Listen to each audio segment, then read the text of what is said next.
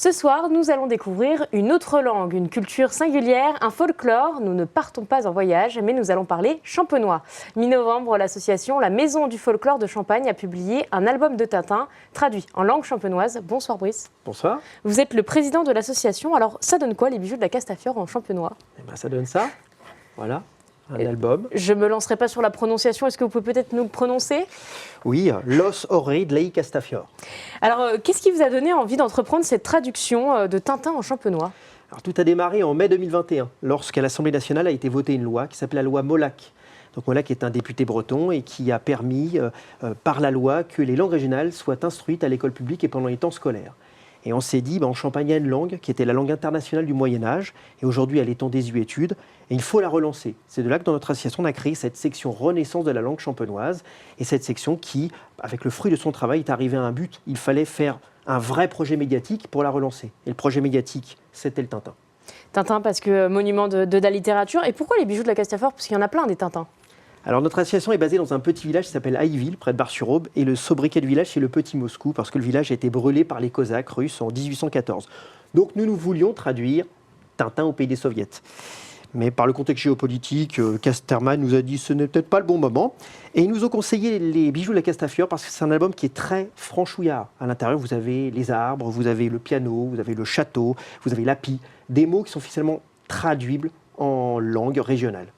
Et donc vous êtes lancé sur ce projet. Alors je tiens à le préciser parce que la seule région de France qui n'avait pas encore son album de Tintin, c'était la Champagne-Ardenne. J'imagine que ce n'est pas simple de traduire un album de Tintin. Alors forcément, ce n'est pas simple quand on n'a pas de locuteur dans son entourage, dans son association.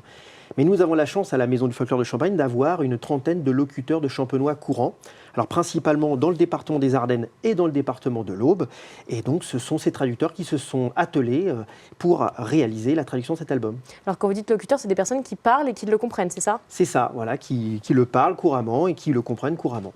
Alors quelles sont les difficultés qu'on peut rencontrer quand on traduit un album de Tintin? En fait, la problématique, c'est que c'est une histoire, mais c'est une histoire qui a été racontée par Hergé. Donc Hergé avait des traits d'humour, il avait des organisations de phrases qu'il voulait transmettre au lecteur. Et ça, c'est le plus compliqué, parce que traduire une phrase du français au champenois ou du champenois au français, quand on est un locuteur, c'est facile. Par contre, retranscrire le ton d'Hergé, ça, c'est forcément beaucoup plus compliqué. Oui, et l'humour qui est très subtil aussi à certains moments. Donc là, on doit faire des choix. Ah oui, tout à fait. Surtout que les choix doivent être en raccord avec le nombre de lettres qu'il y a à l'intérieur des bulles, puisque les bulles ne sont pas extensibles. Donc ça, c'est tout un travail qui finalement est complexe. Alors Casterman nous disait qu'il fallait entre 5 et 10 ans pour traduire un album de Tintin. On l'a fait en 6 mois. Avec combien de traducteurs?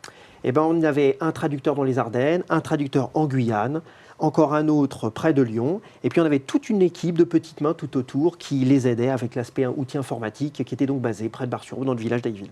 Donc on va dire que du début de la volonté de traduire ce Tintin à la sortie, il y a 2 ans qui se sont écoulés finalement. 2 ans et demi, oui, parce qu'il y a eu aussi le jeu des subventions. Forcément, faire un album comme ça, c'est un coût, et notre association ne l'avait pas. Donc on a tapé à la porte de la région Grand Est, qui nous a dit « mais vous avez les portes grandes ouvertes parce que nous soutenons les initiatives sur les langues régionales de notre territoire », et surtout une subvention de l'Europe, des fonds leaders européens de la Côte des Bars, qui nous a permis de faire le pourtour du volet financier. Donc bien accompagné finalement. Si on fait un petit point rapidement, grammaire et conjugaison pour que les gens comprennent bien, est-ce qu'il y a des consonances ou des choses qui se ressentent en français et en champenois? Est-ce que c'est la même langue un petit peu? Alors si on fait un cours de linguistique, on va essayer d'être assez rapide. En fait, le français, comme le champenois, comme le bourguignon, comme le normand, etc., sont des dialectes de la langue d'Oïl, qui est donc la langue du nord de la France, tandis que la langue du sud de la France, c'est la langue d'oc.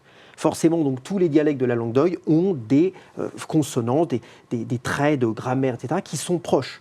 Mais ce sont tout de même des langues à part entière. Donc, quand vous lirez les bijoux de la Castafiore, les 4/5e des phrases, vous ne les comprendrez pas. Et vous les comprendrez avec 2 manières, soit en comprenant le contexte, soit tout simplement en lisant le glossaire qui est la fin de l'album, parce qu'on est des malins, on a commis un glossaire. Donc on va chercher finalement à la fin du livre les mots qui nous ont paru trop compliqués. Exactement.